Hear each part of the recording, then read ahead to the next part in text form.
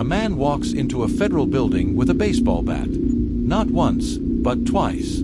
His target, one of the most controversial federal prosecutors in America, Alina Habba. Tonight, we're breaking down the federal manhunt, the arrest, and the political firestorm surrounding this attack inside the U.S. Attorney's Office in Newark, New Jersey. It all went down inside the Peter W. Rodino Federal Building, a busy federal complex right in downtown Newark. On Wednesday night, security stopped a man carrying a baseball bat from entering the building. That should have been the end of it, but it wasn't. Hours later, he comes back. No bat. He passes security. He goes straight to the U.S. Attorney's floor.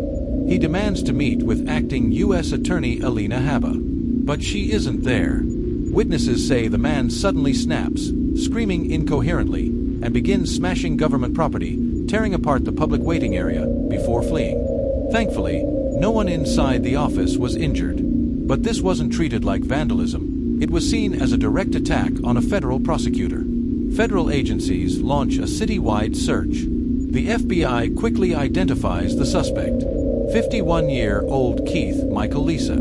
He's 6 feet 3 inches, over 200 pounds, and authorities warn he may still be dangerous.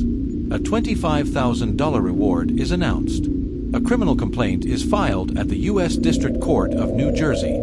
Possession of a dangerous weapon in a federal facility. A depredation of federal property. Within 48 hours, they catch him, arrested and taken into custody. No shots fired. Attorney General Pam Bondi posts on social media. No one will get away with threatening or intimidating our great U.S. attorneys. She warns, this will be prosecuted aggressively. Then, Alina Habba speaks out. We got him. Now justice will handle him. She calls the suspect a radical lunatic and thanks the FBI, U.S. Marshals, and Homeland Security investigations for their fast work. Here's where it gets complicated. Alina Habba isn't just any federal prosecutor. She was formerly a personal attorney to President Donald Trump. Her nomination as U.S. Attorney was withdrawn, and a federal judge ruled her acting appointment violated the Federal Vacancies Reform Act. The DOJ appealed. Her role remains legally controversial and highly political. Supporters say she's strong. Critics call her appointment improper. This attack just poured gasoline on that fire. So now the Justice Department prepares to prosecute the man accused of the attack. He faces serious federal prison time.